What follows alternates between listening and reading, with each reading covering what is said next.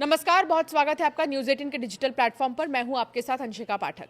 CBI ने NEET UG 2026 paper leak मामले में पुणे से एक और टीचर को गिरफ्तार किया। आरोपी की पहचान senior botany teacher Manisha Gurunath Mandrem के रूप में हुई है। आरोप यह है कि उसने परीक्षा से पहले छात्रों को बॉटनी और जूलॉजी के कई सवाल बताए थे। छात्रों को बताए गए अधिकांश सवाल 3 मई 2026 को आयोजित नीट परीक्षा के असली प्रश्न पत्र में थे। सीबीआई के मुताबिक मनीषा मांद्रे को एनटीए ने नीट परीक्षा में जो है एक्सपर्ट के तौर पर नियुक्त किया था और यही एक्सपर्ट गद्दार निकली। उसके पास बॉटनी और जूलॉजी के प्रश्न पत्रों तक पूरी पहुंच थी।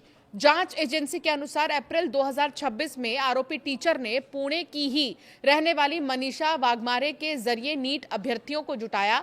मनीषा वाघमारे को सीबीआई पहले ही 14 मई को गिरफ्तार कर चुकी है।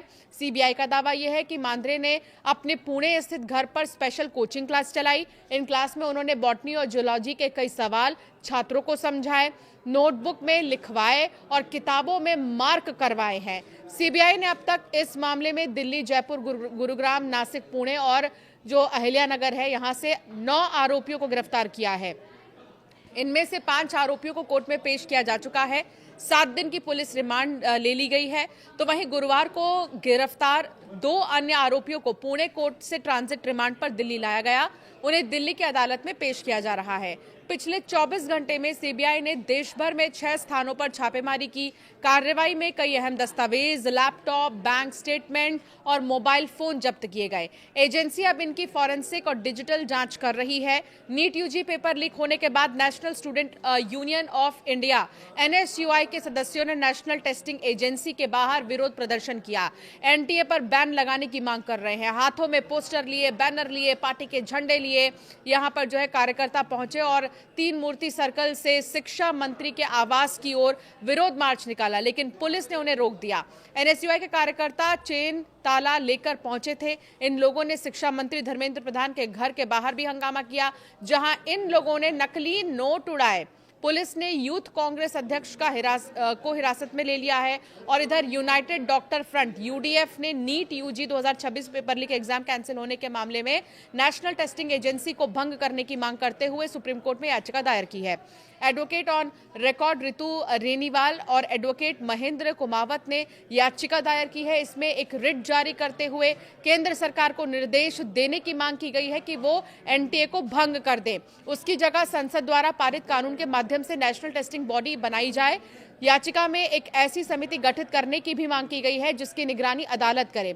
इस समिति का काम नेशनल लेवल की परीक्षाएं ऑर्गेनाइज करने की प्रक्रिया की देखरेख करना और ये सुनिश्चित करना होगा कि परीक्षाओं का कोई भी पेपर ना लीक हो।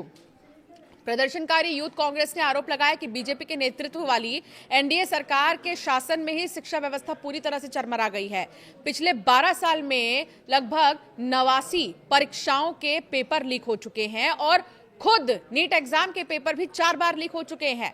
प्रदर्शनकारियों ने कहा कि इससे सिस्टम की विश्वसनीयता पर सवाल खड़े होते हैं। आईवाईसी के एक कार्यकर्ता ने आरोप लगाया है कि बीजेपी ने एक ऐसी भ्रष्ट व्यवस्था बना दी है कि अमीर परिवारों के बच्चों को ही सीटें और नौकरियां मिलेंगी, जबकि गरीब परिवारों के छात्रों को इसका खामियाजा भुगतना पड़ेगा। तो ये वो तमाम आरोप हैं जो लगाए जा रहे हैं। सीबीआई की जांच में यह भी सामने आया है कि नीट 2026 का पेपर 1 मई को ही लीक कर दिया गया था। इसे प्राइवेट माफिया नाम के टेलीग्राम ग्रुप पर डाला गया था। इसका एक वीडियो भी सामने आ चुका है। हालांकि दावा ये नहीं किया जा रहा कि इस वीडियो में कितनी सच्चाई है, क्या है। हम न्यूज़ 18 इस वीडियो को लेकर कोई दावा नहीं कर रहा है।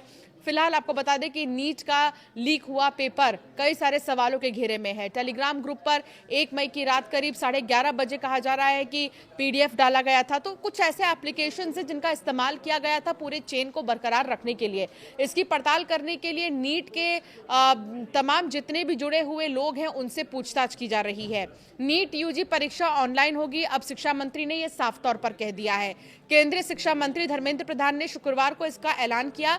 उन्होंने माना कि 3 मई को हुई नीट यूजी 2026 की परीक्षा के पेपर लीक हुए हैं। उन्होंने कहा कि हम नहीं चाहते कि कोई गलत कैंडिडेट सिलेक्ट हो जाए, इसलिए हमने बड़ी जिम्मेदारी से परीक्षा रद्द करने का फैसला लिया। अब ये परीक्षा रविवार 21 जून को होगी। 7 मई को गड़बड़ी का पता चला था। एनटीए ने सरकार को बताया कि फिर 12 मई को री एग्जाम का फैसला लिया गया। शिक्षा मंत्री ने कहा कि री एग्जाम में छात्रों को 15 मिनट का एक्स्ट्रा टाइम मिलेगा।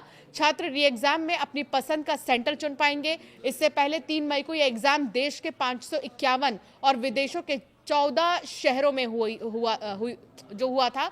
इसके लिए 5000 से भी ज्यादा एग्जाम सेंटर्स बनाए गए थे।